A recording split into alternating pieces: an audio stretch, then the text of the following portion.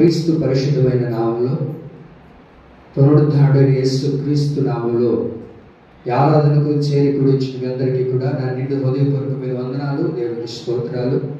పరిశుద్ధ గ్రంథంలో నుంచి మత్తయి సువార్తమానం 26వ అధ్యాయము 32వ వాక్యాన్ని మనం చదువుకుందాం.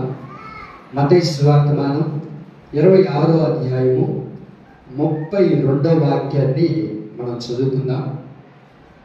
యేసు ప్రభువు వారు ఈ మాట సెలవిస్తున్నారు. అక్కడ చదువుతారు మాటను. నేను లేచిన తరువాత మీకంటే ముందుగా గలిలయకు వెళ్ళెదను. తలెత్తి నా వైపు చూడండి. ప్రభు అయిన యేసు క్రీస్తు ప్రభువు వారిని ఆ రాత్రి కాల సమయంలో మరి కాసేపట్లో మరి కొద్ది క్షణాల్లో యేసు ప్రభువు వారిని పట్టుకు వెళ్ళిపోయే సమయం అది. ఆ సమయాన యేసు ప్రభు దగ్గర నిలిచి ఉన్న శిష్యులందరితో అంటారు, మరి కాసేపట్లో నన్ను పట్టుకు వెళ్ళబోతున్నారు, నన్ను బంధించబోతున్నారు. కనుక నన్ను బంధించిన తర్వాత, నన్ను సిలువ వేసిన తర్వాత నేను చనిపోతాను. చనిపోయిన తర్వాత మరలా నేను 3వ దినాన లేస్తాను. మంచిది. ఆ 3వ దినాన లేచిన తర్వాత మీ అందరికంటే నేను ఎక్కడ ఉంటానో తెలుసా? గలిలయలో ఉంటాను. ఎక్కడ ఉంటానంటాడు యేసు ప్రభు అక్కడ అంటే గలిలయలో నేను ఉంటాను. ఎప్పుడు అని అంటే నేను మృతి పొంది లేచిన తరువాత మీరు నన్ను చూడాలి అని అంటే ఎక్కడికి రావాలో తెలుసా? మీరు గలిలయకు రావాలి. ఎందుకు గలిలయకు రావాలి అని అంటే అక్కడ నేను ఉంటాను అని యేసు ప్రభువు వారు ఇక్కడ చెప్తూ ఉన్నట్లుగా ముందుగానే వారిని హెచ్చరిస్తున్నారు. మీరు కంగారు పడిపోతారేమో, 3వ దినాన వచ్చి వేకుజామునే ఆ సమాధి దగ్గరకు వచ్చి మీరు చూసి కంగారు పడిపోతారు, భయపడిపోతారేమో. కాబట్టి మీరు అలా చేయొద్దు. మీరు సమాధి దగ్గరికి వెళ్ళొద్దు. వెళ్ళమన్నాడా? సమాధి దగ్గరికి చెప్పాలి. మీరు సమాధి దగ్గరికి వెళ్ళమన్నాడా? యేసు ప్రభు అంటున్నది ఏంటి అంటే నేను పునరుద్ధానుడై లేచిన తరువాత మీకంటే ముందుగా నేను గలిలయకు వెళ్ళబోతూ ఉన్నాను. మీరు అక్కడ నన్ను చూడగలుగుతారు. మీరు కూడా ఎక్కడికి రావాలి? ఇప్పుడు గలిలయకు వస్తే మీరు అక్కడ నన్ను చూడగలుగుతారు అని దేవుడు వారికి చెప్పిన తర్వాత మీరు బైబిల్లో గమనించండి. అయితే వాళ్ళు ఎక్కడ వెతుకుతూ ఉన్నారు యేసు ప్రభువు వారిని అంటే ఎక్కడ వెతుకుతూ ఉన్నారంట? సమాధి దగ్గర వెతుకుతూ ఉన్నారంట. అయితే సమాధి దగ్గర యేసు ప్రభువు వారు కనబడలేదండి. మత్తయి సువార్త 28వ అధ్యాయం 7వ వాక్యం చూడండి. అక్కడ ఆదివారం తెల్లవారున చూడగానే మగ్దలేని మరియు సమాధిని చూడవచ్చని 7వ వాక్యం చదవండి. త్వరగా వెళ్ళి ఆయన మృతుల్లో నుండి లేచి ఉన్నాడని ఆయన శిష్యులకు తెలియజేయడి, ఇదిగో ఆయన గలిలయకు మీకంటే ముందుగా వెళ్ళుచున్నాడు. ఆమేన్. వాళ్ళు ఏం చేస్తున్నారు? సమాధి దగ్గర వెతుకుతూ ఎటుపోయాడు యేసు ప్రభు అని వెతుకుతూ చూస్తూ ఉన్నారంట. అయితే అక్కడ జరిగిన ఒక మాట ఏంటి? ఇదిగో మీరు ఇక్కడ నన్ను వెతుకుతూ ఉన్నారు, యేసు ప్రభుని వెతుకుతూ ఉన్నారు కదా మీరు, కనుక మీరు ఇక్కడ కాదు వెతకవలసింది అని దేవదూత వారితో మాట్లాడుతున్నారు. యేసు ప్రభు మీకు ముందుగా చెప్పారు. ఏమని చెప్పారు? ఆయన పునరుద్ధానుడై లేచిన తర్వాత ఎక్కడ కనబడతానన్నారు? గలిలయలో కనబడతానని యేసు ప్రభువు వారు చెప్పారు కదా. కాబట్టి మీరు అక్కడికి వెళ్ళండి, ఇక్కడ మీరు వెతకవద్దు. మీరు అక్కడికి కానీ వెళితే యేసు ప్రభువు వారు గలిలయలో మీకు కనబడతాడు. ఆమె ఎక్కడ కనబడతాడు? ఆయన గలిలయలో కనబడతాడు. నేను అంటాను యేసు ప్రభువు వారు పునరుద్ధానుడై లేచిన తరువాత ఎక్కడికి వెళ్ళాలి అని అంటే వాస్తవంగా నా బోటుడైతే చనిపోయి లేస్తానే ఏం చేస్తారు? నేనైతే ఏం చేస్తాను తెలుసా? మా అమ్మ ఎక్కడుందో, నా భార్య ఎక్కడుందో, నా పిల్లలు ఎక్కడున్నారో ఏమ్మా. ఇప్పుడు ఎందుకు నేను చచ్చిపోయి లేచాను అనుకో, నేనేం చెప్తాను? మా అమ్మ నాన్న ఎలా ఉన్నారో, నా బిడ్డలు ఎట్లున్నారో, నా భార్య ఎట్టుందో, నా బంధువులు ఎట్లున్నారో అని ఎత్తుకుంటా వెళ్ళిపోతాం కదా. కానీ యేసు ప్రభువు వారు ఎక్కడికి వెళ్ళాలి వాస్తవంగా అంటే తల్లిదండ్రుల దగ్గరికి వెళ్ళాలి కదా. తల్లిదండ్రుల దగ్గరికి వెళ్ళాడా లేదా ఆయన పుట్టిన ఇంటికి వెళ్ళాడా అని అంటే ఎక్కడికి వెళ్ళలేదంట. మరి యేసు ప్రభు మృతి పొంది లేచిన తరువాత ఎక్కడికి వెళ్ళాడు అని అంటే గలిలయకు వెళ్ళాడు అని రాయబడింది. ఈ గలిలయకు వెళ్ళడానికి కారణం ఏంటి అని అంటే గలిలయ అని అంటే మన హృదయానికి సాదృశ్యంగా కనబడుతుంది. మీరు విన్నారు, గలిలయ అంటే ఏంటి?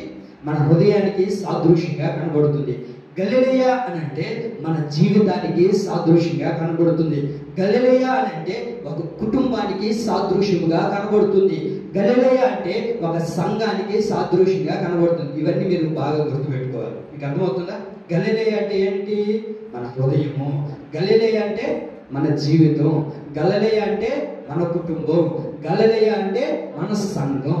అయితే యేసు ప్రభువు వారు అంటారు, నేను మృతి పొంది లేచిన తరువాత నేను సమాధిలో ఉండను, ఇంకెక్కడ ఉంటావయ్యా అని అంటే యేసయ్య అంటారు, మీకంటే ముందుగా నేను గలిలయకు వెళ్ళబోతున్నాను.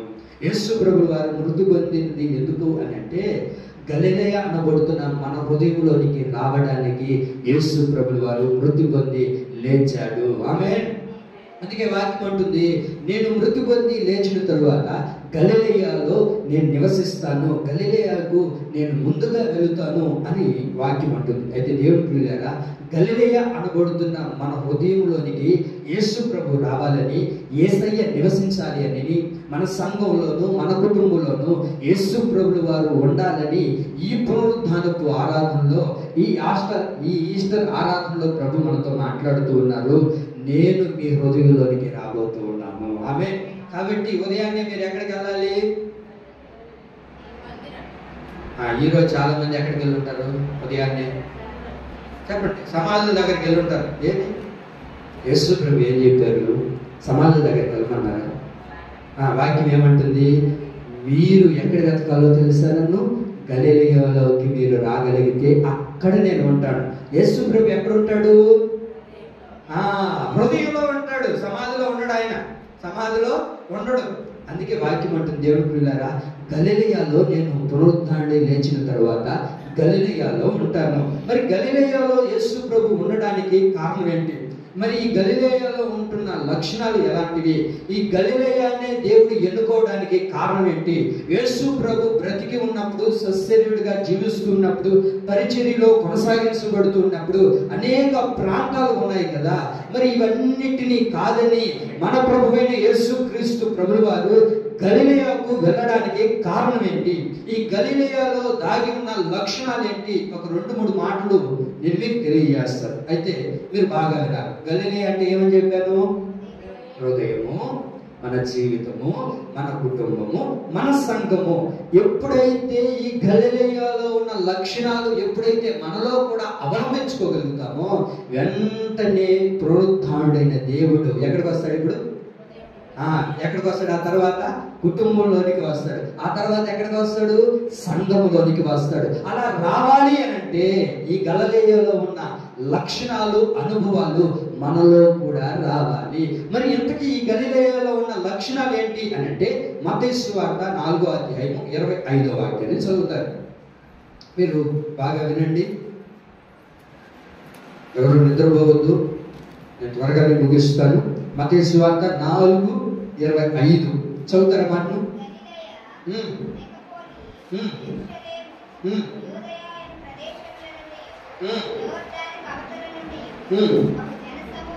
బహుజన సమూహములు ఆయనను వెంబడించెను. అయ్యా, గలిలయకు యేసు ప్రభు వెళ్ళడానికి కారణం ఏంటి అని అంటే గలిలయలో ఏ అనుభవం ఉంది అని అంటే ఆయనను వెంబడించే అనుభవం ఉంది. చెప్పండి, ఏముంది గలిలయలో? యేసయ్యను వెంబడించే అనుభవము గలిలయలో దాగి ఉంది. కనుకనే యేసు ప్రభువు వారు గలిలయకు పునరుద్ధానుడై లేచి వెళ్ళాడు. ఎందుకు లేచి వెళ్ళాడు అని అంటే గలిలయ ఉన్న వారందరూ కూడా ఏం చేస్తున్నారంటే యేసయ్యను వెంబడిస్తూ ఉన్నారు. చెప్పండి, ఏం చేస్తూ ఉన్నారంట? యేసయ్యను వెంబడిస్తూ ఉన్నారు. యేసయ్యతో పాటు వెళుతూ ఉన్నారు. యేసయ్యను విడవకుండా ఆయనతో పాటే వెంబడిస్తూ ఉన్నారు. గనుకనే యేసు ప్రభు మృతి పొంది లేచిన తరువాత, పునరుద్ధానుడై లేచిన తరువాత గలిలయకు వెళ్ళాడు. ఎందుకు ప్రభువా గలిలయకు వెళ్ళావు అని అంటే యేసయ్య అంటారు, అరే బాబు, గలిలయలో ఎవరు ఉన్నారో తెలుసా? నన్ను వెంబడించేవారు ఉన్నారు. ఎవరున్నారు? యేసయ్యను వెంబడించేవారు ఉన్నారు. యేసయ్యను వెంబడించేవారు ఎవరైతే ఉంటారో వారి హృదయంలోనికి యేసయ్య వస్తాడు. యేసయ్యను వెంబడిస్తే నీ హృదయంలోనికి యేసయ్య వస్తాడు. యేసయ్యను ఈ సంఘం వెంబడించగలిగితే సంఘంలోనికి ఎవరు వస్తారు? యేసు ప్రభుల వారు వస్తారు. ఒక కుటుంబం యేసయ్యను వెంబడించగలిగితే ఆ కుటుంబంలోనికి ఎవరు వస్తారు? యేసయ్య వస్తారు. మార్కు సువార్త 2వ అధ్యాయము 14వ వాక్యాన్ని మీరు గమనించగలిగితే, యేసు ప్రభు ప్రాంతానికి వెళ్ళి అక్కడ ఒక వ్యక్తిని చూస్తాడు. చూసిన తర్వాత ఆ వ్యక్తితో అంటారు, యేసు ప్రభు అతన్ని పిలిచి నీవు నన్ను వెంబడించు అంటాడు. చదువుతారా మాటను? మార్కు సువార్త 2:14.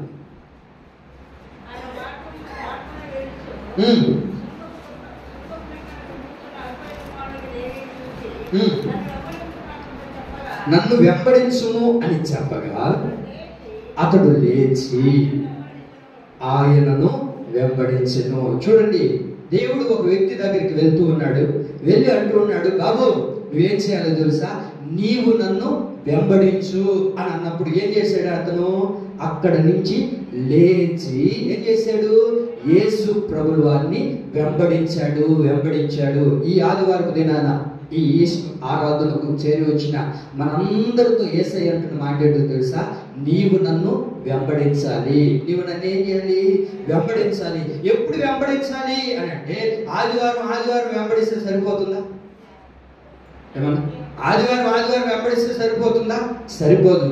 వాక్యం అంటుంది, ఎప్పుడైతే అతన్ని పిలిచాడో, ప్రభువా ఈరోజు ఆదివారం కదయ్యా, ఈరోజు సోమవారం కదా, వచ్చి ఆదివారం వస్తాలే, అప్పుడు చూద్దాంలే అని అన్నాడా? అక్కడ నుంచి లేచి ఏం చేస్తున్నాడు? యేసు ప్రభుల వారిని వెంబడిస్తూ ఉన్నాడు. యేసు ప్రభుల వారితో పాటు వెళుతూ ఉన్నట్లుగా మనం లేఖనాల్లో చూడగలుగుతున్నాం. అయితే దేవుని ప్రియులారా, గలిలయ అనబడుతున్న నీ హృదయంలోనికైనా నా హృదయంలోనికైనా యేసయ్య రావాలి అని అంటే మనం ఏం చేయాలో తెలుసా? కూర్చున్న చోటు నుంచి లేచి యేసయ్యను వెంబడించే వారిగా మనం మారాలి. ఆమేన్. యేసయ్యను వెంబడించాలి. యేసయ్యతో పాటు జీవించాలి. యేసయ్యతో పాటు నడవాలి. ఎవరైతే యేసయ్యతో పాటు వెళ్తారో పునరుద్ధానుడైన దేవుడు మనతో పాటు ఉంటారు. ఆమేన్. నీ హృదయంలోనికి యేసయ్య రావాలి అని అంటే మనం ఏం చేయాలో తెలుసా? మన ప్రాణము ఆయన ప్రాణాన్ని హత్తుకొని వెంబడించాలని కీర్తనకారుడు అంటారు. ఆ మాట చూడండి మీరు ఒకసారి. 63వ కీర్తన 8వ వాక్యం. కీర్తనకారుడు చాలా చక్కగా రాసి ఉంటుంది ఆ మాట. చదువుతారా? 63వ కీర్తన 8వ వాక్యం.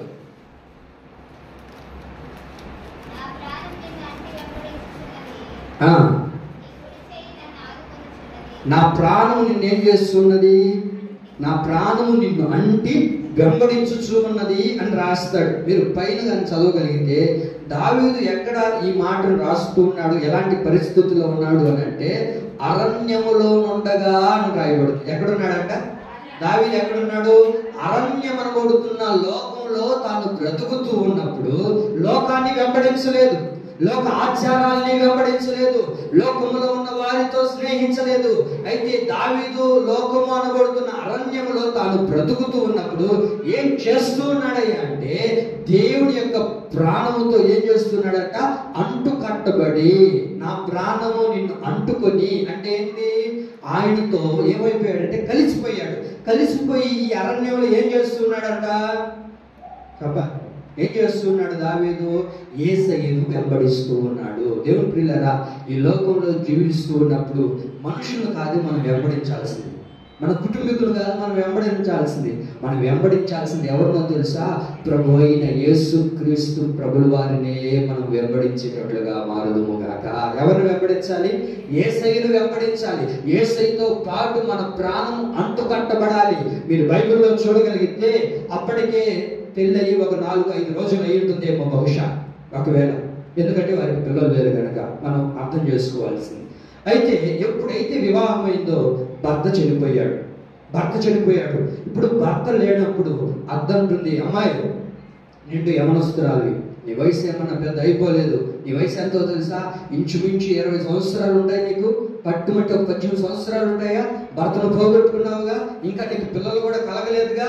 నేను అంటాను, పిల్లలు కూడా కలగలేదంటే ఎన్ని రోజులు చనిపోయి ఉంటాడు బాబు కదా? బహుశా త్వరగానే చనిపోయి ఉంటాడు వివాహం అయ్యేసరికి, అవునా కదా? అయితే దేవుడు ప్రియులారా, మీరు చూడండి, ఆ తల్లి అంటుంది, నా కొడుకు చనిపోయాడు, నువ్వు నిండి యవనస్తురాలివి, కాబట్టి నువ్వేం చేయాలో తెలుసా? ఇక్కడి నుంచి వెళ్ళి నీ తండ్రి ఇంటికి వెళ్ళి నీకు ఎవరు ఇష్టమో వారిని పెళ్లి చేసుకొని సంతోషంగా సుఖంగా బ్రతుకమ్మా అని చెప్పింది తల్లి, ఆ అత్తగారు. చెప్పిన తర్వాత ఆమె అంటుంది, ఇవన్నీ నాకు అక్కర్లేదు, నీవు ఎక్కడికి వెళ్తావో నేను కూడా అక్కడికి వస్తాను. నువ్వు ఎక్కడికి వెళ్తే నేను అక్కడికి వస్తాను. నీ దేవుడే నా దేవుడు. నువ్వు ఎవరిని ఆరాధిస్తావో నేను కూడా వారిని ఆరాధిస్తాను. నువ్వు ఎవరిని ప్రార్థన చేస్తావో వారిని నేను ప్రార్థన చేస్తాను. నువ్వు ఏది తింటావో అదే నేను తింటాను. అమ్మాయి, ఇది మంచిది కాదమ్మాయి, నీ జీవితాన్ని చేతులారా ఎందుకు పాడు చేసుకుంటున్నావు అని అంటే, లేదు అత్తమ్మ, నేను నీతో పాటు ఉంటాను, నీతో పాటే ఉంటాను అని అడిగింది. మరొక కోడలు కూడా ఉంది. ఈ మాట ఎప్పుడు చెప్పిందో, నా ముద్ద, మీరు బైబిల్లో చూడండి ఏం చేసిందో తెలుసా, ముద్దు పెట్టుకొని వెళ్ళిపోయిందంట. ఏం చేసిందంటనా, ముద్దు పెట్టుకొని వెళ్ళిందంటే ఏమని అర్థం, అబ్బా నా అత్త ఎంత మంచిదో, ఎప్పుడెప్పుడు చెప్తావా, ఎప్పుడెప్పుడు ఆరాధన ముగిస్తే వెళ్ళిపోదామా అని ఉంటారు కొంతమంది. ఏమ్మా, ఎప్పుడు ఆరాధన ముగించేస్తే వెళ్ళిపోదామా అని ఉంటారు కొంతమంది. చూడండి, ఎప్పుడైతే ఆ మాట అనిందో ఏం చెప్పింది ఆమె, చిన్నపాళ్ళు ముద్దు పెట్టుకొని నీకు నాకు బాయ్ అని చెప్పి బట్టలు కూడా ముందుగానే సర్ది పెట్టుకొని ఉంది, వెళ్ళిపోయింది. అయితే మీరు బైబిల్లో చూడండి, రూతు ఎప్పుడైతే నయోమితో పాటు ఎక్కడికి వెళ్ళింది, బెత్లెహేముకు వెళ్ళింది. బెత్లెహేముకు వెళ్ళిన తర్వాత బోయాజు యొక్క పొలంలో పరిగెరుకుంటూ ఉందండి. మీరు వింటారా, పరిగెరుకుంటూ ఉంటే బోయాజు ఆ పొలంలోనికి వస్తాడండి. మీరు చూస్తారా మాటను, ఋతు గ్రంథం 2వ అధ్యాయం 9వ వాక్యం చూడండి ఒకసారి. అందుకు ఆమె సాగిలబడి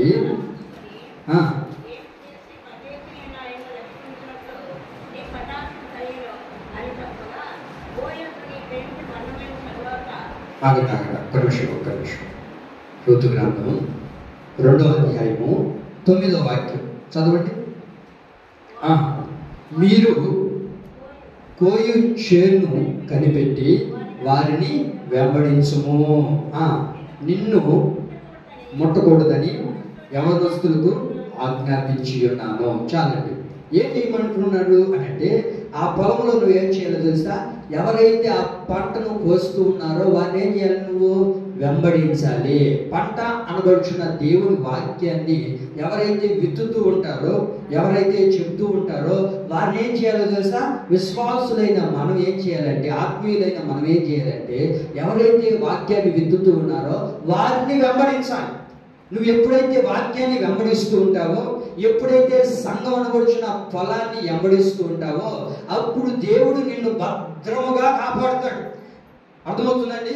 ఎప్పుడైతే వారిని వెంబడిస్తూ ఉంటావో, యవనస్తులు ఎవరు కూడా నిన్ను ముట్టరు, నిన్ను తాకరు అని రాయబడింది అక్కడ.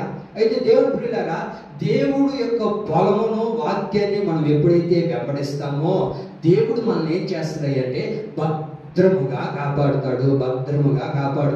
ఏం చేయమన్నాడు అక్కడ, కోయి వారి చేనును మీరేం చేయాలి, దాన్ని వెంబడించండి.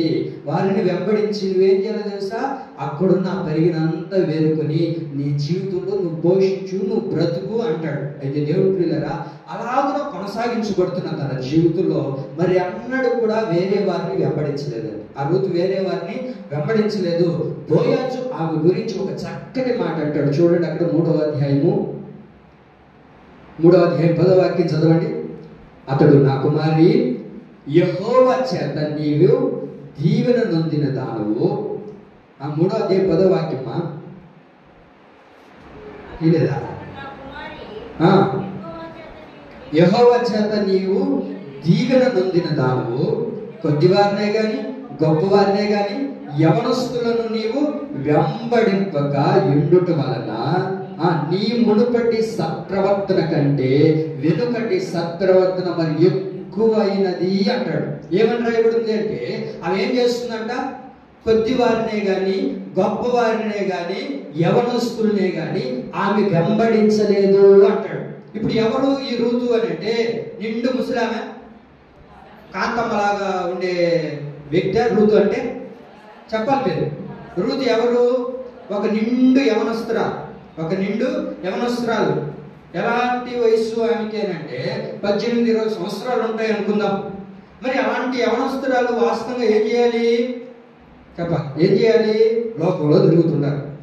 ప్రేమ ప్రేమ ప్రేమ అని చెప్పాలి. మీకు తెలియదు ఏముంది, లోకంలో ఉన్న వారందరినీ కూడా వెంబడిస్తూ ఉంటారు. ఎవరిని వెంబడిస్తున్నావా అంటే నా ఫ్రెండ్స్ని వెంబడిస్తున్నానండి అని చాలా రకాలుగా మాట్లాడతారు. ఎవరిని వెంబడిస్తున్నావు? ఏంటి నీ వస్త్రధారణ మారిపోయిందే, నీ వ్యవహారం అంతా మారిపోయిందే, నేను నిన్ను అలా వెంబడించొద్దు అని చెప్పాను కదా అని అంటే, అయ్యా యూత్ కదా, మీరు ఎలా ఉంటారు? యూత్ కదా, ఇది ఈ రోజుల్లో స్టైల్. ఏమ్మా స్టైల్ మనకు అవసరమా? వాక్యం అంటుంది, రూతు ఏం చేస్తుంది? ఒక యవనస్తురాలు భర్తను పోగొట్టుకునింది, ఎవరూ లేరు. ఆమె ఏ తప్పు చేసినా, ఎక్కడ తిరిగినా, ఎక్కడ పడుకొని వచ్చినా ఎవరైనా అడిగేవారు ఉన్నారా అని అంటే ఎవరూ లేరు. ఆమెకు హద్దులు చెప్పేవాళ్ళు లేరు, ఆమెని కొన్ని నియమాలు చెప్పేవాళ్ళు లేరు, ఎవరు లేరు. ఆమె ఇష్టం వచ్చినట్లుగా బ్రతకొచ్చు. కానీ ఏం చేస్తుందో తెలుసా అండి? ఏం చేస్తుందో తెలుసా? కొద్దివారినే కానీ గొప్పవారినే కానీ యవనస్తులను ఆమె వెంబడించలేదు అని రాయబడింది. మా ప్లేసమ్మ చూడాలి, ఏమేం జరగండి? ఎవరిని వెంబడించలేదు. మరి ఎవరిని వెంబడించాలి మనం అని అంటే యేసయ్యను వెంబడించాలి. రూతు ఎవరిని వెంబడించింది అంటే కోయిచున్న వారిని వెంబడిస్తుంది, అంటే వాక్యాన్ని వెంబడిస్తుంది. యేసయ్యను వెంబడించినంత వరకు నువ్వు ఎక్కడా కూడా పడిపోవు. నువ్వు పడిపోతున్నావు అంటే ఎవరినో నువ్వు వెంబడిస్తున్నావు అని అర్థం. ఈ రోజున చాలా మంది చూడండి, యవనస్తులు, ఏరా ఇలా ఉన్నావు, ఏంది కటింగ్ అని అంటే ఎన్టీఆర్ కటింగ్ అయింది. శివుడు కటింగ్ చెప్పండి అమ్మా, మీకు తెలియదు ఏముంది? మీ పిల్లలు చేసే పనిలేగా, వాళ్ళు చేసిన మీరు ఏమన్నా చెప్తున్నారా? అవన్నీ అడగకూడదు పాస్టర్. ఈరోజు ఎట్లుండారు పిల్లకాయలు అనుకున్నావు? అవన్నీ అడిగితే ఇంట్లో ఉండరు వాళ్ళు, అడగకపోతే కాలు చేతులు గట్టి. అమ్మా వాక్యం అంటుంది, ఎవరిని వెంబడించలేదంట? యవనస్తుల్ని వెంబడించలేదంట. ఒక యవనస్తురాలు మన వల్ల చెప్పాలా? ఏమగా ఫోన్ ఎందుకు కొనిచ్చినావు? వాడు ఊరికే మారం పెడుతున్నాడు. ఎన్నో గలాసో? 10వ గలాస్ అయ్యా. 10వ గలాస్ రేపు కానీ పాస్ అవ్వకపోతే అప్పుడు గలాసులు దేవస్తాయి. అది చెడగొట్టింది ఎవరు? ఇప్పుడు ఏం చూస్తున్నాడో తెలీదు, ఏం ఆడుతున్నాడో తెలీదు, ఇంటి పట్టుకుంటున్నాడా, ఏం చేస్తున్నాడు అని కాపాడు. యవనస్తులయ్యా, ఉడుకు రక్తం. అయితే రూతుకు ఉడుకు రక్తం లేదంటారా? అందుకని చచ్చిపోయాడు అంటారా? నా దేవుడు పిల్లరా, వాక్యం అంటుంది ఏం చేస్తుందయ్యా ఆమె అంటే కొద్దివారినే కానీ గొప్పవారినే కానీ యవనస్తుల్నే కానీ ఎవరిని వెంబడించలేదు. నేను అంటాను, గొప్పవారు అని అంటే ఎలా ఉంటారు? చాలా వస్త్రధారణ వేసుకొని, చాలా చక్కగా నగలు ధరించుకొని, మేకప్ వేసుకొని, ముందుకే అదేందో అంటారు కదా మన అదే నీకు తెలుసాగా లిప్టిక్ ఎంత దాకా పూసేసుకొని తర్వాత అబ్బో ఎంత ఉంటారో వైభవంగా. ఏమి అని అంటే వాళ్ళు ఎవరు? గొప్పోళ్ళు ఎలా ఉంటారు అని అంటే, ఈ రోజుల్లో గొప్పోళ్ళు అని తెలియాలి అని అంటే ఒకటే, వాళ్ళు గొప్పోళ్ళు అని మీరు కనిపెట్టాలంటే రేపు ఎప్పుడైనా ఎంత కూడా సైదు మన హైదరాబాద్కి వెళ్తే గొప్పోళ్ళు అని ఎప్పుడు తెలుసుకోగలుగుతామని అంటే వాళ్ళని ఎప్పుడు తెలుసుకుంటాము? ఇక్కడ దాకా అదేమంటారు కట్ట అవి వేసుకుని ఏమన్నట్టు వాళ్ళు రిచ్ మ్యాన్స్. ఏంటి సగం ముట్లు వేసుకుని వాళ్ళు రిచ్ మ్యాన్స్ అంటారు. అయితే వాళ్ళు వెంబడించిందామే నాకు కూడా ఎట్లా ఉండాలి? మేము హైదరాబాద్లో తిరిగితే ఏమి గుడ్లు వేసుకోకుండా తిరగాల.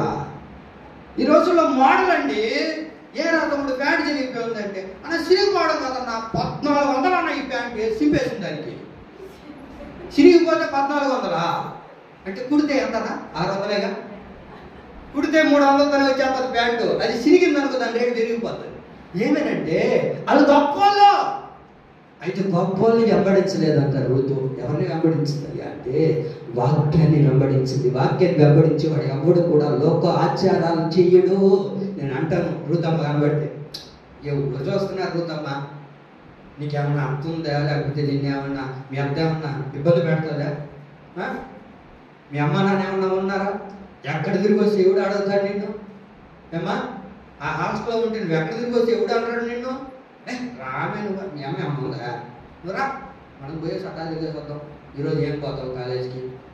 అయితే ఆమె ఏం చేసిందో చదువుతూ ఎవరిని వెంబడించలేదంట, దేవుణ్ణే వెంబడించిందంట. ఆమె ఎవరిని వెంబడించింది?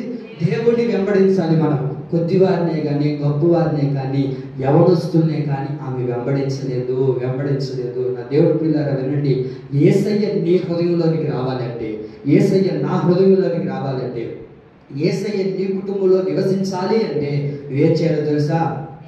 దేవుణ్ణి వెంబడించాలి. దేవుణ్ణి నువ్వు వెంబడించినంత కాలం, యేసు పునరుత్థానుడై లేచిన తరువాత గలిలయకు వెళ్ళాడు. నువ్వు యేసయ్యను వెంబడించకపోతే పునరుత్థానుడైన యేసుక్రీస్తు ప్రభువు వారు నీ ఇంటిలోనికి రాడు, నీ గృహంలోనికి రాడు, నీ హృదయంలోనికి రాడు. ఎందుకు రావు ప్రభువా అని అడిగేవాడుకో, యేసయ్య అంటాడు, అరే నువ్వెవరో తెలుసా? నన్ను వెంబడించలేదు కనుక నేను నీతో పాటు రా. ఇప్పుడు మీకు అర్థమవుతుంది చూడండి, ఒక చిన్న మాట. ఇప్పుడు సందర్భానుసారం కాబట్టి అర్థమవుతుందా? ఇప్పుడు సందర్భానుసారం కాబట్టి ఇప్పుడు ఏం జరుగుతున్నాయి లోకంలో అంతా? చెప్పండి. మన ఆంధ్రప్రదేశ్లో ఇప్పుడు ఏం నడుస్తుంది? అది మీకు అన్నీ తెలిసినట్టున్నాయి. రాజకీయం నడుస్తుంది ఇప్పుడు అంతా. పాదయాత్రలు, ఇంటింటి దర్శించడం, ఇంటింటిని దర్శిస్తూ ఉంటారు. రైట్, ఆడికేదో చేయటం, అయ్యా ఓడి కేజీ మనం చేయకూడదు ఆ ఇంటోడికి. ఎందుకు అని అంటే ఆడు మనం వెంబడించేవాడు కాదయ్యా, వాడు ఆ జెండా ఓడు, ఆడెవడు ఆ పార్టీ వాడు, ఆ పార్టీని మోసేవాడు, వాళ్ళు వెంబడించేవాడు. కాబట్టి ఇప్పుడు మనం అక్కడికి వెళ్ళకూడదు. వెళ్ళొచ్చా? వెళ్ళకూడదు. అవన్నీ మనకి ఎందుకురా అని అంటారా? వాళ్ళు ఏమంటారు? నిజమే రోయ్, వాడు నేను 3-4 సార్లు చూసిన వాడు నా జెండా మోయలేదురా, వాడు నన్ను వెంబడించలేదురా, కాబట్టి వాడికి ఏమీ కూడా మనం చేయకూడదు, వాడి ఇంటికి కూడా మనం వెళ్ళకూడదురా. కొంతమంది చూడండి వీధిలో కూడా వెళ్ళరు. ఎందుకయ్యా ఆ వీధిలోకి వెళ్ళ? వాళ్ళు ఎప్పటి నుంచో ఆ పార్టీ వాళ్ళేనయ్యా, అక్కడికి వెళ్ళి వాళ్ళే మనల్ని, మీరు చెప్పాలి ఏమంటారా? అక్కడికి వెళ్ళినా కూడా వాళ్ళు ఏం మనల్ని వెంబడించరు. వాళ్ళు తాతల కాలం నుంచి, నాకు ఎవరో చెప్పారు ఈ మధ్య, అయ్యా వాళ్ళు నాయన ఉన్నప్పటి నుంచి ఇక్కడ కనపడదు కాబట్టి దీనికేనయ్యా వాళ్ళు నడిచేది, దానికే నడుస్తున్నారంట. అయితే దేవుడి పిల్లారా, వాళ్ళు వెంబడించే వారే ఇంకొకరిని వెంబడించకుండా ఉన్నారే. మరి యేసయ్యను నువ్వు వెంబడిస్తే కదా యేసయ్య నీ దగ్గరికి వస్తాడు. నీకు అర్థమవుతుందా? వేరే పార్టీని వెంబడిస్తేనే వేరే పార్టీ వాడు రావట్లే మన ఇంటికి. మరి నువ్వు లోకాన్ని వెంబడిస్తున్నప్పుడు యేసయ్య నీ దగ్గరికి ఎలా వస్తాడు అనుకుంటున్నావు? యేసయ్య నీ హృదయంలోనికి రావాలంటే నువ్వు యేసయ్యని వెంబడించాలి. ఆ రూతమును చూడండి మీరు ప్రియులారా, యవన కాలంలో అన్నిటినీ వదులుకొని యేసయ్యనే వెంబడించింది, యేసయ్యనే వెంబడించింది. పాస్టర్ గారు మంచిదే, మీరు బాగా చెప్పారు. మరి యేసయ్యని వెంబడించకపోతే ఏం జరుగుతుంది? అంత ఇబ్బంది ఏమన్నా ఉండాలి? ఇప్పుడు మాకు అంత టైం లేదు అని అంటే మీరు చదువుతారు రాజుల మొదటి గ్రంథం 9వ అధ్యాయము 6వ వాక్యం. అక్కడ ఒక చక్కటి మాట, రాజుల మొదటి గ్రంథం 9వ అధ్యాయము 6వ వాక్యం చదవండి. అక్కడ బాగా చదవండి అక్క, కొంచెం ఒక సౌండ్, ఒక పాయింట్. అందరు తీసారా? 9వ అధ్యాయము 6వ వాక్యం చదవక, అయితే మీరే కానీ మీ కుమారులే కానీ మీ కుమార్తెలే కానీ ఏ మాత్రమైనను నన్ను వెంబడించడం మానివేస్తే నేను ఇచ్చిన ఆజ్ఞలను కట్టడలను అనుసరింపక ఇతర దేవతలను కొలిచి పూజించిన యెడల నేను ఇశ్రాయేలుకి ఇచ్చిన ఈ దేశంలో వారిని ఉండనీయక వారిని నిర్మూలము చేసేదను. చాలండి. ఏమని రాయబడింది అక్కడ? యేసయ్య అంటారు ఇశ్రాయేలు ప్రజలతో, బాబు నువ్వు కానీ నన్ను వెంబడించకపోతే, నీవు కానీ నీ పిల్లలు కానీ నీ కుటుంబీకులు కానీ వారు నన్ను వెంబడించకపోతే, ఏమని రాయబడింది?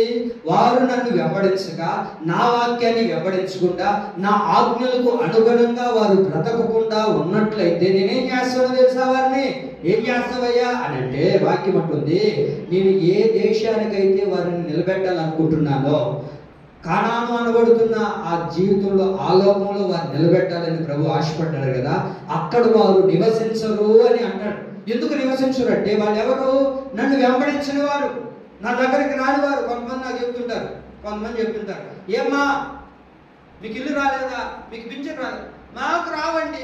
అంతా చెప్పండి, ఎవరు అన్నారు? అంతా ఆ పార్టీ వాళ్ళకే. ఏమి అని అంటే వాళ్ళే వెంబడిస్తున్నారు కాబట్టి. మరి ఆ పార్టీ వాళ్ళని వెంబడిస్తే నీకు ఈ లోకంలో ఇల్లు దొరుకుతుంది, నీకు పింఛను వస్తుంది, అన్నీ వస్తున్నాయి. మరి యేసయ్యని వెంబడిస్తేనే కదా పరలోక రాజ్యంలో పడుతున్న కానానులో చేరబడతావు. మరి యేసయ్యని వెంబడించకుండా ఉంటే నువ్వు కానానికి వెళ్ళబడతావా? కానాను పడుచున్న పరలోక రాజ్యానికి వెళ్ళగలుగుతామా? మరి ఆ పరలోక రాజ్యానికి మనం వెళ్ళాలంటే మనము, మన పిల్లలు, మన కుటుంబీకులందరూ ఏం చేయాలంట? యేసయ్య ఆజ్ఞలను పాటిస్తూ, ఆయన కట్టడలను అనుసరిస్తూ ఆయనను వెంబడించాలి. అందుకే గలిలయకు యేసు ప్రభు వెళ్ళడానికి కారణం ఏంటంటే, యేసయ్య ఏం చేశాడు? అక్కడికి వెళ్ళాడు. ఎందుకు వెళ్ళాడు అంటే, వారందరూ ఏం చేస్తున్నారు? వాళ్ళందరూ గలిలయలో ఉన్నవారు యేసయ్యను వెంబడిస్తున్నారు. రెండో మాట చెప్తా చూడండి. యేసయ్య గలిలయకు వెళ్ళడానికి కారణం ఏంటి? యోహాను సువార్త 4వ అధ్యాయము 45వ వాక్యాన్ని మీరు చదువుతారు.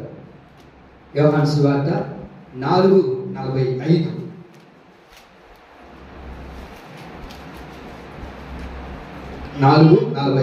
చదవండి.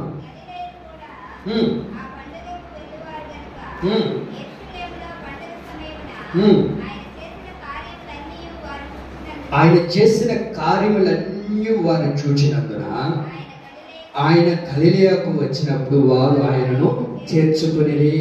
ఎందుకు యేసు ప్రభు మృతి పొంది లేచిన తరువాత గలిలయకు వెళ్ళాడు అని అంటే, వాళ్ళు ఎలాంటి అనుభవంలో ఉన్నారు అని అంటే, వారు ఏం చేస్తున్నారంటే యేసయ్యను చేర్చుకున్నవారు. ఎవరు వాళ్ళు? యేసయ్యను చేర్చుకునేవారు.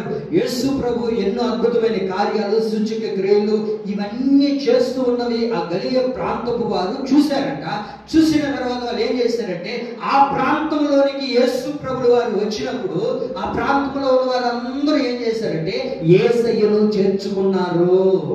ఎందుకు ప్రభు గారు పునరుద్ధాడే లేచిన తర్వాత ఇంటికి పోవచ్చు కదా, అమ్మా నాన్న చూసుకోవచ్చు కదా? కాదురా. అలా ఏం చేశారో తెలుసా?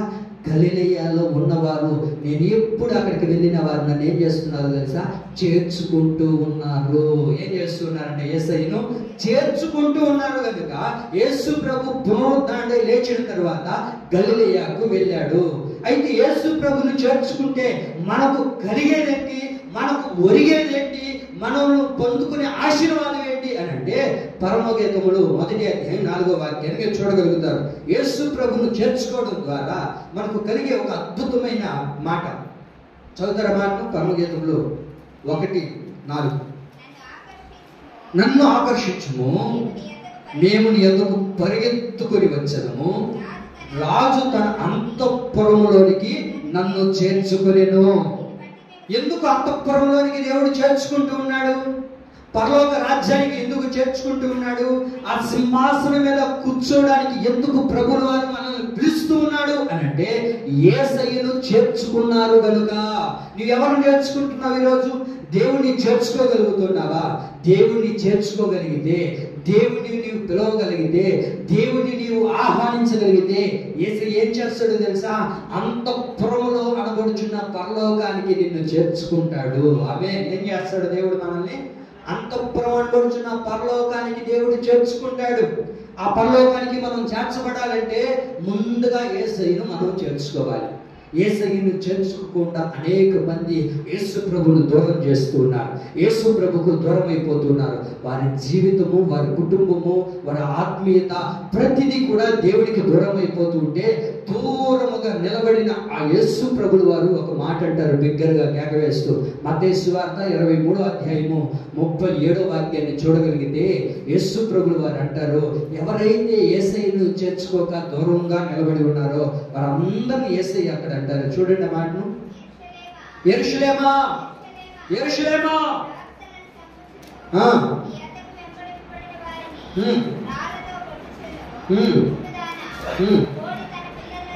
చూడండి అక్కడ ఏమని రాయబడింది? కోడి ఎలాగూ చేర్చుకును అలాగునే నేను మిమ్మును మీ పిల్లల్ని ఏం చేస్తున్నాను? ఎన్నో మార్లు చేర్చుకున్నాను. కానీ మీరేం చేస్తున్నారు? రానోళ్ళకు ఉన్నారు. ఎన్నో పలుమార్లు యేసు ప్రభు నిన్ను పిలిచాడు. ఎందుకు యేసు ప్రభువు వారు పిలుస్తున్నారంటే, యేసయ్యగా నువ్వు చేర్చుకుంటే ఆయన ఏం చేస్తాడు? అంతఃపురంలోనికి చేర్చుకుంటాడు. ఆ అంతఃపురంలోనికి నీవు చేరాలి అని కోడి ఏం చేస్తుందంట? తన పిల్లల్ని ఎలా ఆ అపాయం వచ్చేటప్పుడు కానీ, ఏదైనా తనకు ఆపద కలుగుతుంది అన్నప్పుడు కానీ ఏం చేస్తుంది? ఆ కోడి రెక్కలు చాపుతుంది. ఆ తర్వాత ఏం చేస్తుంది? పిలుస్తుంది, బొబ్బు బొబ్బు బొబ్బు బొబ్బు అని అరుస్తుంది. అరిచినప్పుడు ఏం చేయాలి? పిల్లలన్నీ కూడా వచ్చేయాలి. ఆ తల్లి రెక్కల చాటుకు వచ్చేసినప్పుడు భద్రంగా కాపాడబడతాయి. లేదు ప్రార్థనకి ఏం పోతాంలే, పాస్టర్కి ఏం పని లేదు, ఆయన పిలుస్తూ ఉంటాడులే, అక్కడికి పోతే ఏమొస్తుంది, కొంచెం జాలీగా అటు తిరగాలి. ఈరోజు ఆదివారం కాబట్టి అంత సంగటి చేసుకోవాలా, అంత కూర వేసుకొని సినిమా పెట్టుకొని చూస్తా ఒక గ్లాసులో థమ్సప్ పోసుకొని అబ్బా నోరు వస్తుందా?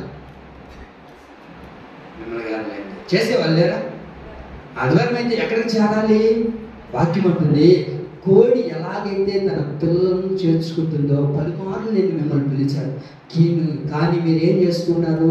నన్ను చేర్చుకోవట్లేదు, నా దగ్గరకు మీరు చేరలేకపోతున్నారు. దేవుడి ప్రియులారా, అపాయం పదే పదే నీ దగ్గరికి వస్తూ ఉంది అని అంటే నువ్వు దేవుని చెంతకు చేరలేకపోతున్నావు. చూడండి, అపాయం వచ్చినప్పుడు కానీ ఆ పరిస్థితులు మనకు ఎదురవుతున్నా, ఎన్ని సమస్యలు వచ్చినా ఆ సమస్యల దగ్గర అలా కూర్చొని ఉంటానే కానీ అక్కడ నుంచి లేచి వెళుదాము, ఆయన రెక్కల చాటున దాక్కుందాము, ఆయన మనల్ని కాపాడుతాడు అన్న ఆలోచన ఉండదు.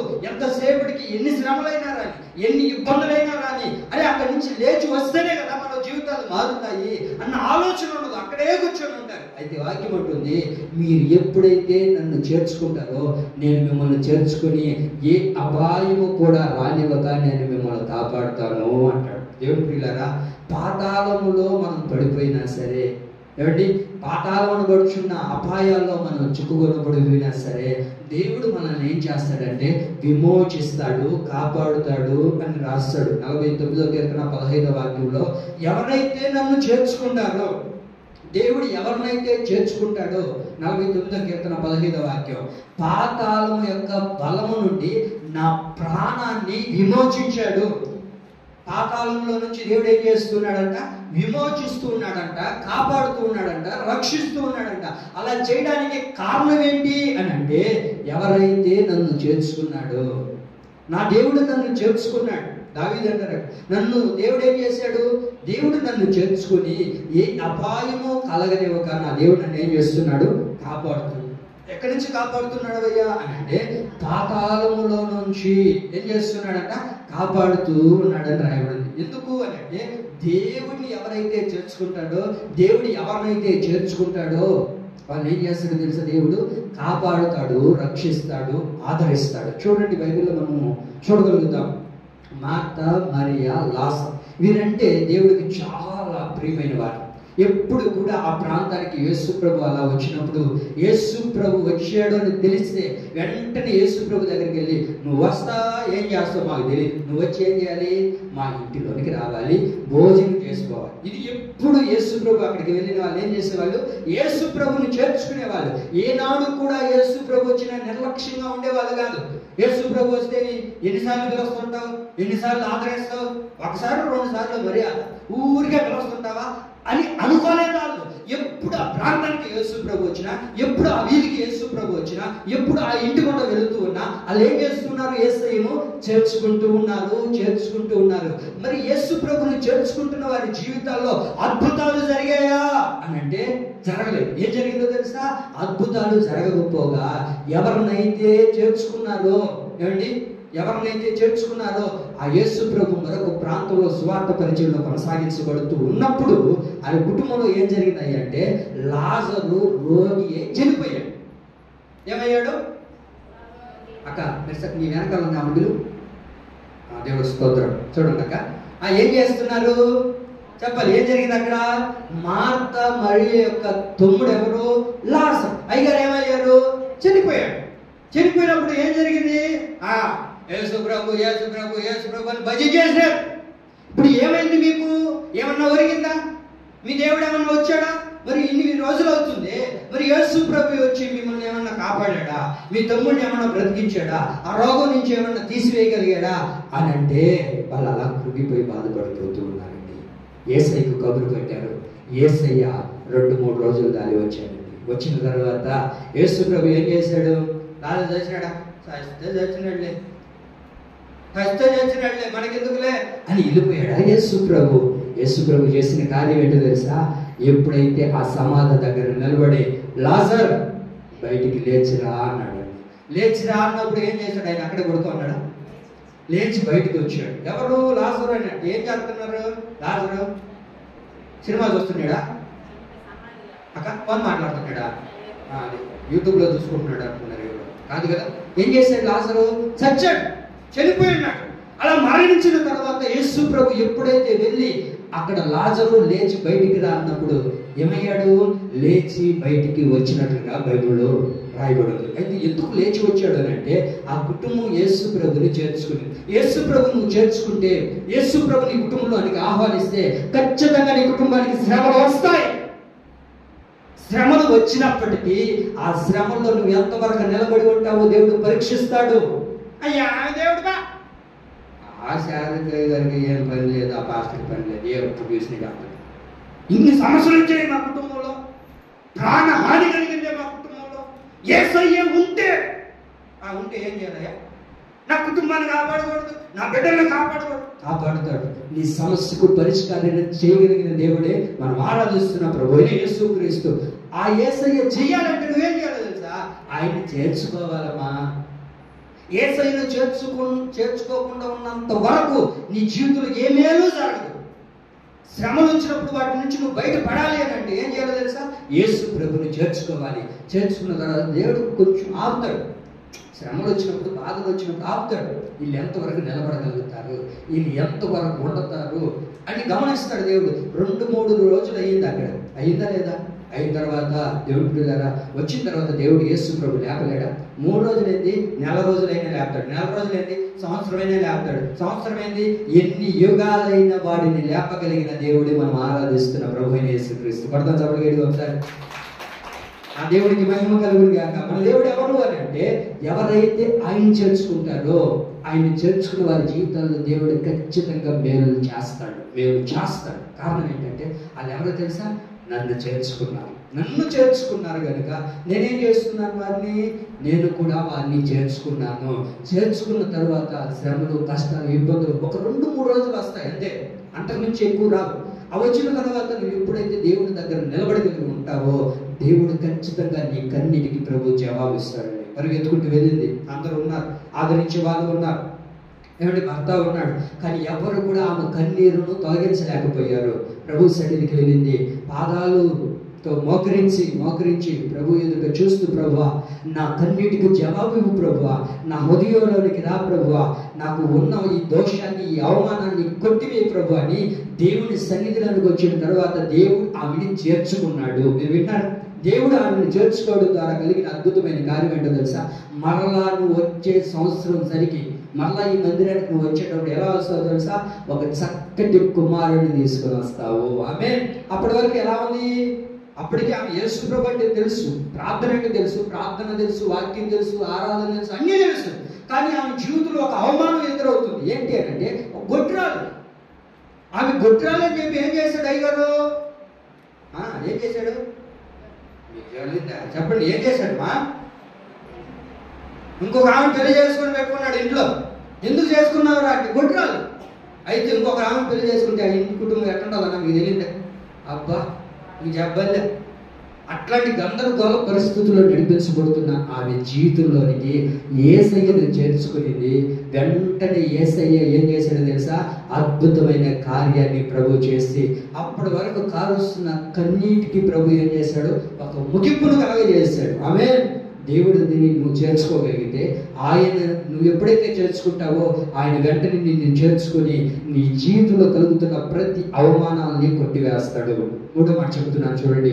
అపోస్తలుల కార్యములు 2వ అధ్యాయము 7వ వాక్యం.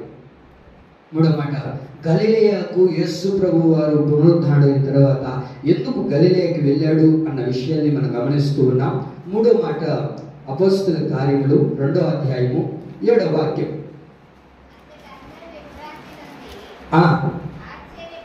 ఆశ్చర్యపడి ఇదిగో మాట్లాడుచున్న వీరందరూ కూడా ఎవరు? గలిలయులు కారా? చూడండి, యేసు ప్రభువు వారు పునరుద్ధారణై లేచి ఎందుకు అక్కడికి వెళ్ళాడు అని అంటే పరిశుద్ధాత్మతో నింపబడి వారు ఆనందిస్తూ ఉన్నారు. యేసు ప్రభు నీ కుటుంబంలోనికి, నీ హృదయంలోనికి, మన సంఘంలోనికి దేవుడు రావాలి అని అంటే ఏముండాలో తెలుసా? పరిశుద్ధాత్మ అనుభవంలో మనం నింపబడి ఆనందించాలి. ఎవరైతే పరిశుద్ధాత్మలో ఆనందిస్తారో వారి దగ్గరికి ఏం చేస్తాడు దేవుడు? వస్తాడు. చూడండి, వాళ్ళందరూ ఏం చేస్తున్నారంటే అక్కడ పరిశుద్ధాత్మలో నింపబడి ఆనందిస్తూ ఉన్నట్లుగా లేఖనాల్లో రాయబడింది. ఇంచుమించుగా అక్కడ 120 మంది అక్కడ కూడుకొని ప్రార్థన చేస్తున్నప్పుడు దేవుడు ఆరోహణమై వెళ్ళిపోయిన తర్వాత మీ కొరకు నేను ఒక ఆదరణకర్తను పంపిస్తాను అని అంటారు. ఆదరణకర్త కొరకు ఎదురు చూస్తూ ఉన్నారు. ఎదురు చూస్తూ ఉన్నప్పుడు ఆ మేడగేద మీద ఎప్పుడైతే వారు ప్రార్థన చేస్తూ ఉన్నారో వెంటనే పరిశుద్ధాత్మ దేవుడు వారి మీదకు దిగి వచ్చి అనేకమైన అన్య భాషలు వారు మాట్లాడుతూ ఉన్నారు. ఈ మాటలన్నీ వింటూ ఉన్నారు పక్కన కూర్చొని వేరే ప్రజలు. వాళ్ళందరూ చూసి అంటారు, వీళ్ళందరూ ఇలా మాట్లాడుతూ ఉన్నారు, వీళ్ళు ఎవరు అని అంటే గలిలయులు కారా అని అంటారు. వాళ్ళు ఎవరంట? గలిలయలో ఉన్నవారు ఏం చేస్తున్నారు? పరిశుద్ధాత్మతో నింపబడి ఆనందిస్తూ ఉన్నారు. పరిశుద్ధాత్మలో నింపబడి ఏం చేస్తున్నారు? ఆనందిస్తున్నారు. నీలో కూడా యేసయ్య రావాలి అని అంటే మనలో ఏముండాలో తెలుసా? పరిశుద్ధాత్మ అనుభవం ఉండాలి. పరిశుద్ధాత్మలో ఆనందించేటట్లుగా మనం మారాలి. చూడండి దేవుని ప్రియులారా, ఆ తర్వాత 15, 16 వాక్యాలు చదువుకుంటున్నట్టమ్మా. 15 వాక్యాలు చదువుకుంటున్నట్టు కింద, మీరు ఊహించినట్లు వీరు మత్తులుగా లేరు. చదవండమ్మా. ఏవేలు ప్రవక్త ద్వారా చెప్పబడిన సంగతులు ఇదే, ఏమనగా అంత్య దినమందు నేను మనుషులందరి మీద ఏం చేస్తాను? ఎప్పుడు? అంత్య దినమందు నా రాకడకు ముందు ఏం చేస్తాను? అందరి మీద, మనుషులందరి మీద నా ఆత్మను కుమ్మరిస్తాను. కుమ్మరించిన తర్వాత మీ కుమారులను మీ కుమార్తెలను ప్రవర్తించెదరు. ఆ తర్వాత మీ యవనస్తులకు దర్శనములు కలుగును, మీ వృద్ధులు కలలు కందురు. చూడండి, ఎవరైతే పరిశుద్ధాత్మలో ఆనందిస్తూ ఉంటారో, పరిశుద్ధాత్మతో ఎవరైతే నింపబడి సంతోషిస్తూ ఉంటారో వాళ్ళందరూ ఏం చేస్తారు? ప్రవర్తిస్తారు. వాళ్ళందరూ అన్ని భాషలు మాట్లాడతారు. వాళ్ళందరూ యవనస్తులు ఏం చేస్తారు అని రాయబడింది? యవనస్తులు దర్శనములు కలుగుతాయి. ఏం కలుగుతాయి? దర్శనాలు కలుగుతాయి. ఏమ్మా, ఎందుకు కళ్ళు అటు వాసిపోండి? ఎంత కళ్ళు అటు వాసిపో అందుకో నా రాత్రి అంతా నిద్ర లేదు, ఒకటే పిచ్చి పిచ్చి కళ్ళు. ఎందుకు వచ్చినాయి పిచ్చి పిచ్చి కళ్ళు? పిచ్చి పిచ్చి కళ్ళు అన్నీ నీకు ఎందుకు వస్తున్నాయి అని అంటే, ఎందుకు వస్తున్నాయి అని అంటే చూడకూడని వాటన్నిటిని చూసావుగా. చూడకూడని వాటన్నిటిని చూసి చూసి చూసి నీ మనసును చెడుపుకొని, నీ తలంపును చెడుపుకొని, నీ ఆలోచన చెడిపేసుకుంటే నీకు నిద్ర ఎట్టబడుతుంది. వస్తుందని నిద్ర. అక్కడేమో రాయబడింది? మీ వృద్ధులు కలలు కందురు అని రాయబడింది. నిండు ముసలాన్ని రేపో మాపో చెప్పండి కాడికి పోతుంది. ఊరేమో పొమ్మంటుంది, కాడేమో రమ్మంటుందో వయసులో వచ్చి అంటది, పాస్టర్ నా కోసం ప్రార్థన చెయ్యాలి. ప్రార్థన చేస్తాలే కానీ ఏమని చెయ్యాలా అని అడిగి,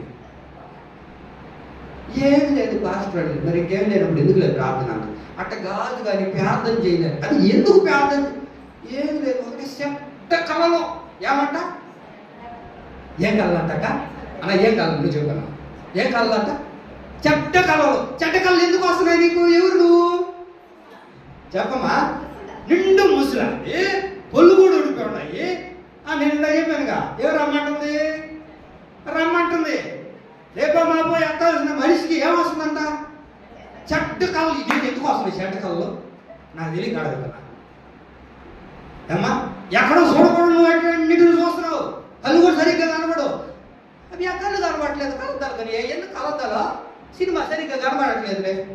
ఆ సినిమాలు ఏమన్నాయి? ఈరోజు అంతా దరిద్రమేగా. ఏమన్నా ఏమన్నా మంచి బొమ్మలు కనబడుతున్నాయి సినిమా పెట్టుకుంటే? వాళ్ళు ఏమన్నా చీర కట్టుకోవడారా? చెప్పండి అమ్మా, మీకు తెలియదు ఏముంది? మీరు ఎక్కడున్నారంటే సినిమాని మాకు తెలియదు అన్నట్టు కూర్చొని ఒప్పుకోండి మందుల్లో. చెప్పండి అమ్మా, సినిమా చూశారు, సినిమాలో బాగుంటుందా? చక్కగా చీర కట్టుకొని, చక్కగా తలదూకొని, పూలు పెట్టుకొని, మన తెలుగు అంతే అంతే కదన్నా, చక్కగా పూలు పెట్టుకొని. మీకు తెలియదు ఏముంది? అట్టున్నారా? ఇప్పుడేం చేస్తున్నారు? అబ్బా దరిద్రం. ఇట్లన్నిటిని చూసుకునే కదా నీ ఆలోచన చెడుపుకుంటున్నావు. ఇప్పుడు ఎక్కువగా అదేదో చూసా ఈ మధ్య, సినిమా ఎక్కువగా హిట్ అవ్వాలంటే నేను అనకూడదు కానీ అశ్లీలమైనవి ఇవి ఉంటేనే ఎక్కువగా హిట్ అవుతాయండి సినిమాలు. ఎంత కూడా కారణం ఏంటి? వీటన్నిటిని చూసావు. నీ కళలు ఎందుకు వస్తాయి? నువ్వు దేవుడి కళలు ఎక్కడ చూడగలుగుతావు? దర్శనాలు ఎక్కడ వస్తాయి నీకు? చూడకూడదు అన్ని చూసావు, నీ మనసును జరుపుకున్నావు, నీ ఆలోచన జరుపుకున్నావే. యవనస్తులారా, దేవుని యొక్క వాక్యం అంటుంది, యవనస్తులు ఏం చేయాలంటే దేవుని దర్శనాన్ని చూడాలి. దర్శనాన్ని చూడరు ఇల్లు రాత్రి అంతా డేటా అన్నా అవ్వాలా, ఫోన్ అన్నా బాగాలా, ఛార్జింగ్ అన్నా అయిపోవాలి. అమ్మో ఛార్జింగ్ అయిపోయినా కూడా ఒకరు ఛార్జింగ్ పెట్టుకుని కూడా నొక్కుతూ ఉంటారు. ఏం కాదు, సరిగ్గా కనపడట్లేదు. ఏది రాత్రుల్లో దుబ్బగొట్టుకొని చీకట్లో నీకేం పని? నువ్వు పోమా ఆన్లైన్ క్లాస్. ఏది రాత్రుల్లో ఆన్లైన్ క్లాసులో ఒకసారి గమనించాలి. మన పిల్లలు ఏం చేస్తున్నారు? వాళ్ళు సరిగ్గా నిద్రపోతున్నారా? ఎందుకు పిచ్చి పిచ్చి కళ్ళన్నీ వస్తున్నాయి నీకు? వాక్యం ఏమంటుంది అక్కడ? చదువునాక ఏమని రాయబడింది? మీ యవనస్తులకు దర్శనములు కలుగును, మీ వృద్ధులు కలలుగా అంటారు. ఎవరి కలగనాలో తెలుసా? పునరుద్ధానుడిని యేసుని నేను చూడాలి, ఆయన ముఖ దర్శనం నేను చేయాలి.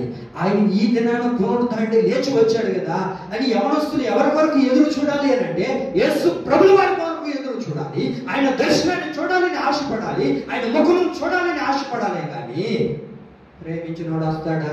వాడు దర్శనం చేసుకున్నామా? గొబ్బు పనులు కాకపోతే. దేవుడి గారు మీరు వినండి, ఏమవుతున్నారంటే వృద్ధులు కూడా ఏమవుతున్నారు? పిచ్చి పిచ్చి కాలంలో దేవుడి దర్శనం చూడలేకపోతున్నారు వీళ్ళు. దేవుడి గారి వాక్యం అంటుంది, పరిశుద్ధాత్మలో నువ్వు ఆనందించగలిగితే నీ దేవుడు, మన దేవుడు ఏం చేస్తాడు అంటే ఆయన దర్శనాన్ని మనం కలగజేస్తాడు. నేను అంటాను, మీలో ఎవరైనా యవనస్తులు నేను అడిగాను, ఏ రోజైనా యేసయ్యని చూస్తుంటారా? సరే, ఆయన చూసి ఎవరో బ్రతికలేదు, కానీ ఆయన వస్త్రంనైనా చూడగలిగాం, ఆయన వెలుగునైనా చూడగలిగామా? ఆయన స్పర్శనైనా అనుభవించగలిగామా? రాగాలి ఎంత పొడుగు చేస్తాం, అర్థం రావడమే ఎక్కువ. ఏమన్నా మళ్ళీ యేసు చూడడం అంట, ఆయన అనుభవించడం అంట. నాకు విన్నారు కదా ఆయన ఏమంటున్నారు ఇందాక? ఏం చెప్పాడు ఆయన సాక్ష్యాన్ని? చెప్పడమ్మా, యేసయ్య యొక్క వెలుగుని నేను చూడగలిగాను, ఆ ప్రకాశమైన వెలుగును చూడగలిగావు. ఏ రోజు ఎంతసేపు పిచ్చి పిచ్చి కళ్ళన్నీ వస్తున్నాయంటే నువ్వు అక్కడ కూర్చొని ఉండవు, అసలైన చూసుకుంటూ తలంచుకుంటూ వీటన్నిటిని చూడబట్టాను కదా, అన్నా కదా. దేవుడి పిల్లలారా, గలిలయకు యేసు వెళ్ళడానికి కారణం ఏంటో తెలుసా? పరిశుద్ధాత్మ అక్కడ ఏలుబడి చేస్తుంది, అందులో ఆనందిస్తూ ఉన్నారు. ఎవరిలో ఆనందించాలి? మనం దేవుళ్ళో ఆనందించాలి. దేవుళ్ళు ఎవరైతే ఆనందిస్తారో, తండ్రిలో ఎవరైతే ఆనందిస్తారో, మన దుఃఖమైన, సంతోషమైన, ఆనందమైన ఎవరిలో ఉండాలంటాడు దేవుడు? ఆయనలో ఉండాలి. ఎల్లప్పుడూ మీరు యెహోవా యందు ఆనందించండి అంటాడు. ఎల్లప్పుడూ ఎవరి ద్వారా ఆనందించాలి? ఎవరి ద్వారామా? కట్టుకున్నాడు ద్వారానా? కట్టుకున్నాడు ద్వారా కూడా ఆనందం ఉండదు.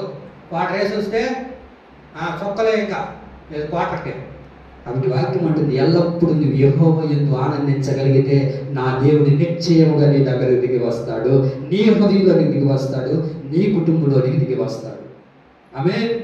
చూడండి, ఆత్మను పొందుకోగలిగితే ఏమవుతుంది అంటే, ఒక వ్యక్తి ఉన్నాడు బైబిల్లో. ఆ వ్యక్తిని పట్టుకొని వెళ్ళి చెరసాలతో, సంఖ్యలతో కొత్త తాళ్ళు తెచ్చారట ఆయన కట్టడానికి. అన్నిటినీ బంధించేసి కట్టేస్తున్నారు. ఇంకా ఎప్పుడూ కూడా విడిపించుకోలేనంత పరిస్థితి అతనిది. అన్ని చుట్టుముట్టేస్తున్నాయి, ఇంకా చంపేయాలన్న పరిస్థితిలో ఉన్నాడు. ఎప్పుడైతే అలాంటి పరిస్థితుల్లో ఉన్నాడో దేవుడి పిల్లరా, పరిశుద్ధాత్మ ఎప్పుడైతే ఆత్మ దిగి వచ్చిందో, ఆత్మతో నింపబడి వెంటనే తనకు కట్టబడిన ప్రతి కట్టులు, సంఖ్యలు నింపివేయబడ్డాయంట. ఎప్పుడు? ఆత్మతో నింపబడినప్పుడు, దేవుని ఆత్మతో, దేవుని శక్తితో నింపబడిపోయినప్పుడు. పాస్టర్ గారు, ఈ పాపంలో నుంచి నేను బయటికి రాలేకపోతున్నానన్న చాలా మంది చెప్తారు. ఈ వ్యవహారాల నుంచి నేను బయట పడలేకపోతున్నాను, నా కొరకు ప్రార్థన చేయి. నీ కొరకు ప్రార్థన చేస్తాం, కాదనట్లేదు. నువ్వు కూడా దేవుని యందు ఆనందించగలిగితే ఏం జరుగుతుందో తెలుసా? ఆ కట్టులన్నీ తెంపబడి అక్కడున్న శత్రువులందరినీ ఏం చేశాడయ్యా అంటే, ఒక దవడ ఎముకతో, గాడిద యొక్క దవడ ఎముకతో ఏం చేశాడు? చెప్పండి, ఏం చేశాడు? దవడ ఎముకతో చంపేశాడు. ఎంతమందిని? 1000 మందిని ఏం చేశాడు? దవడ ఎముకతో చంపేశాడు. అయ్యా, శత్రువుల్ని ఒక దవడ ఎముకతో చంపగలుగుతామన్నా? చెప్పండి అన్న. దవడ ఎముక తెలుసుగా? ఆ దవడ ఎముక ఎంత ఉంటుంది? ఎంత ఉంటుంది. మరి అలాంటి దవడ ఎముకతో ఎంతమందిని చంపాడంట శాంసన్? 1000 మందిని చంపేశాడంట. 1000 మందిని చంపడానికి కారణం ఏంటంటే ఏంటో తెలుసా? దేవుని ఆత్మ దిగి వచ్చింది. దేవుని ఆత్మ దిగి వచ్చింది. దేవుని ఆత్మ నీ మీదకు దిగి వస్తే ఏమండి, ఎన్ని శ్రమలైనా కానీ, ఎన్ని శోధనలైనా కలగని, ఎన్ని సంఖ్యలు నిన్ను బంధించినా దాన్నన్నిటినీ దప్పివేసుకొని నీ శత్రువును నువ్వు చంపివేయగలుగుతావు. కారణం ఏంటో తెలుసా? ఎప్పుడు చంపుతావో తెలుసా? దేవుడి ఆత్మలో నువ్వు ఆనందించినప్పుడు. ఆమేన్. ఎందుకు యేసు ప్రభు వారు గలిలయకు వెళ్ళాడు అని అంటే, వారు ఆత్మలో దేవుని యందు ఆనందిస్తూ ఉన్నారు. అపోస్తలుల కార్యములు 9వ అధ్యాయము 31వ వాక్యం నేను ముగించేస్తున్నాను. చివరి మాట, గలిలయకు యేసు ప్రభు ఎందుకు వెళ్ళారు అని అంటే, అపోస్తలుల కార్యములు 9వ అధ్యాయం 31వ వాక్యం. అమ్మా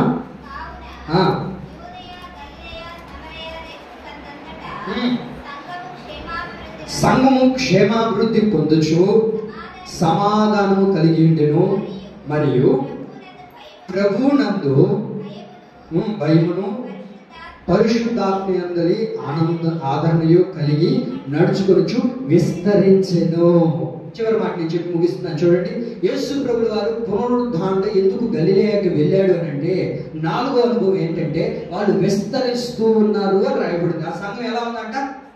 విస్తరిస్తూ ఉందంట. దేనిలో విస్తరిస్తుంది ఆ సంఘము అని అంటే, భయము భక్తితో ఆ సంఘం విస్తరించబడింది.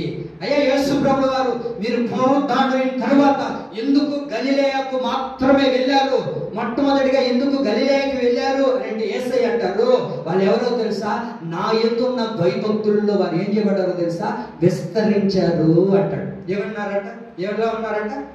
భయము భక్తిలో వాళ్ళు ఏం చేశారు? విస్తరించబడ్డారు. కొంతమందికి భయం ఉంటుంది. నేను 10 సార్లు చెప్తాను ప్రతిసారి. ఏంటంటే వాళ్ళు భయం ఉంటుంది కానీ భక్తి ఉండదు. భక్తి ఉంటుంది కానీ భయం ఉండదు. కొంతమందికి భక్తి ఉంటుంది, భయం ఉండదు. మీకు అప్పుడప్పుడు చెప్తానుగా, గుడిలో పిల్లికి ఏం లేదంట చెప్పండి. మా గుడిలో పిల్లి తిరుగుతుందంట, దానికి భక్తి ఉంది. భక్తి ఉంది కాబట్టి గుడిలో తిరుగుతుంది. ఆ గుడిలో తిరుగుతున్న పిల్లికి భక్తి ఉంది కానీ భయం లేదు. భయం లేని దాన్ని బట్టి వెళ్ళకూడదు దగ్గరికి వెళ్ళింది. వెళ్ళి ఏం చేసిందంటే, అది ఎందుకు అక్కడ చేసాం పిల్లి అంటే దానికి ఏం లేదు, ఏమి లేదు, దానికి భయం లేదు. భక్తి ఉంది. ఏం భక్తి? గుళ్ళో తిరిగితే ప్రసాదం దొరుకుతుంది, గుళ్ళో తిరిగితే ఎవరో ఒకరు కొబ్బరి పెడతారు, గుళ్ళో తిరిగితే ఎవరో ఒకరు ప్రసాదం ఏదో ఒకటి చేసి నడుము నింపుతారు, చాలు. మరి ఎంత అనుకున్నావే, భక్తి చేస్తున్నావే, భయం ఉండదు. భయం మనకెందుకు? భయం మనకెందుకు?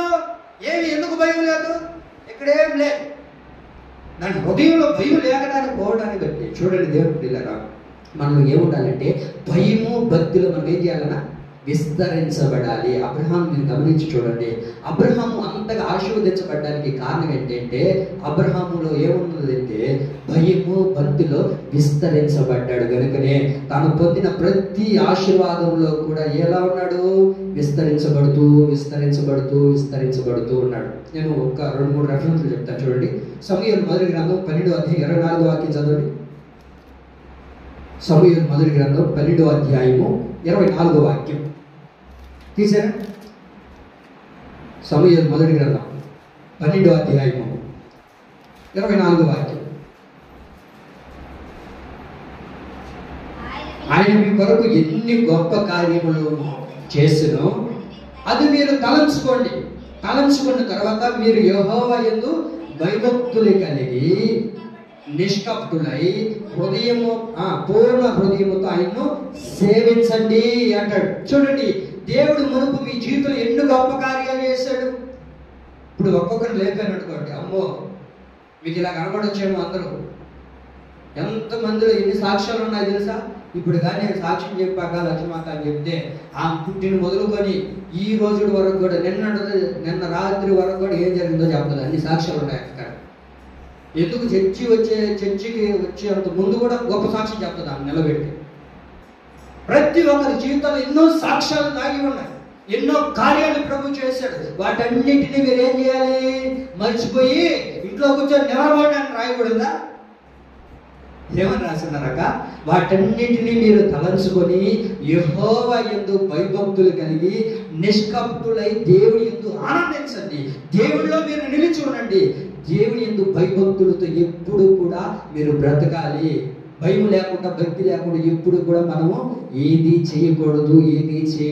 దేవుడి పిల్లలారా చూడండి, ఆ భయము భక్తి ఎప్పుడైతే ఉంటుందో దేవుడిలో మనం విస్తరించబడతాము. నాకు బైబిల్లో ఇష్టమైన వాక్యం ఒకటి కనబడిందండి. బైబిల్ చదువుతుంటే మాట ఏంటంటే, ఏంటంటే నిర్గమాకాండం 1:12 నేను ముగించేస్తున్నాను. నిర్గమాకాండం 1:12 చదవండి. అద్భుతమైన మాట అక్కడ చదువుతారా? నిర్గమాకాండం 1:12. అయినను ఐగుప్తీయులు వారిని శ్రమ పెడుతున్నారు. ఎవరినంటే ఇశ్రాయేలు ప్రజల్ని, దేవుడి ప్రజల్ని శ్రమ పెడుతున్నారు.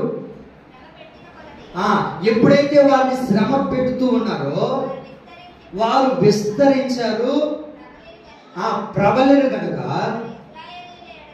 వారు ఇశ్రాయేలీయుల ఎడల అసహ్యపడిరి. ఇప్పుడు తలెత్తిన వైపు చూడండి. ఇశ్రాయేలు ప్రజలు ఐగుప్తులో జీవిస్తున్నారు. ఐగుప్తు అని అంటే లోకానికి సాదృశ్యం, సాధారణానికి సాదృశ్యం. అయితే ఈ ఐగుప్తులో వారు జీవిస్తున్నప్పుడు వాళ్ళకి ఏం కలుగుతుందంట? ఇశ్రాయేలు ప్రజలకి శ్రమలు కలుగుతూ ఉన్నాయంట. ఏం కలుగుతున్నాయంట? శ్రమలు, బాధలు, ఇబ్బందులు కలుగుతూ ఉన్నప్పుడు వాళ్ళు ఏమయ్యారు అని అంటే విస్తరించారు అని రాయబడింది. ఇశ్రాయేలు ప్రజలు ఎప్పుడు విస్తరించారు అని అంటే శ్రమలు వచ్చిన కొలది వాళ్ళు ఏమవుతున్నారు? విస్తరిస్తూ ఉన్నారు. నీకు శ్రమలు వచ్చిన కొలది, బాధలు వచ్చిన కొలది, ఇబ్బంది కలిగిన కొలది నువ్వేం చేయాలో తెలుసా? పరిగెత్తుకుంటూ పరిగెత్తుకుంటూ దేవుని యందు భయభక్తుల్లో విస్తరించాలి. చిన్న జ్వరం వచ్చిందా? చిన్న జ్వరం, జలుబే వచ్చింది అనుకో,